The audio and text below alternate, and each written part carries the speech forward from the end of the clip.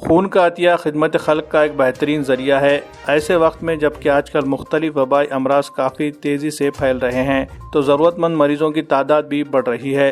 ऐसे में अतिया खून के एक कैंप मुनक़िद करना ये वक्त की अहम तरीन ज़रूरत बन गई है।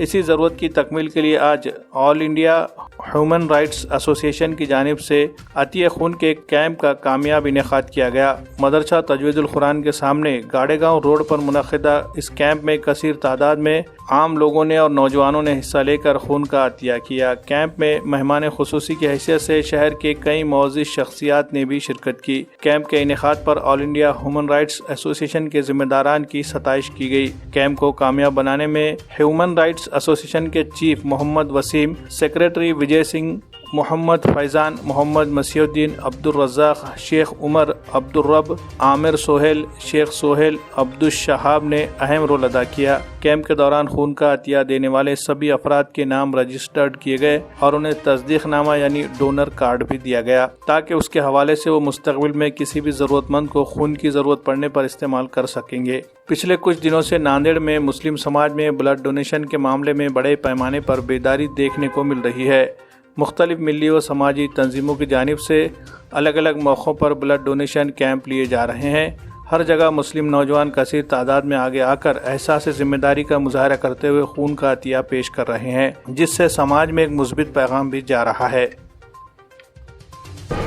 All India human rights association Nanded की जानिब से ये इमरजेंसी ब्लड डोनेशन कैंप लिया गया है। अभी हमारे सामने जो हालात है नांदेड़ में, निमोनिया डेंगू में जो बीमारी है इसमें बच्चे मुब्तला है, इसमें ब्लड की बहुत ज़्यादा ज़रूरत होती है।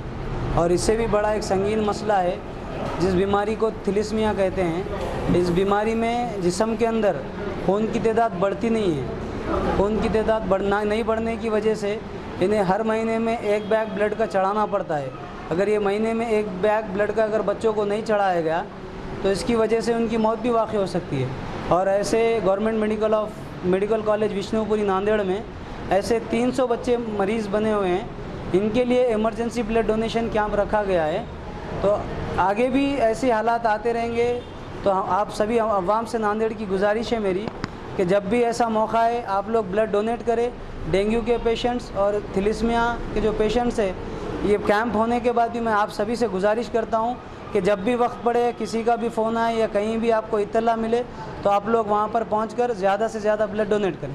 ऑल इंडिया ह्यूमन राइट्स कितने सालों से खिदमत अंजाम दे रही है और किस तरह के खिदमत देते हैं आप लोग? असल में ऑल इंडिया ह्यूमन राइट्स की जो एसोसिएशन है ये 1987 में दिल्ली में बनी है। इसकी जो ब्रांच है नांदेड़ में, इसे मार्च 2021 में यहाँ पर लाया गया। तब से ये 4-5 महीनों से काम कर रही है। इसके जो पूरे इंडिया में मेंबर्स है, 30,000 के करीब मेंबर्स है। इनका काम है मानव अधिकार के ख़िलाफ़ जो भी कुछ हो रहा है, जुल्म के ख़िलाफ़ लड़ना। इसमें और भी इंसानी खिदमत आते हैं, वो ऑल इंडिया ह्यूमन राइट्स अंजाम देता है और आगे भी अंजाम देता रहेगा।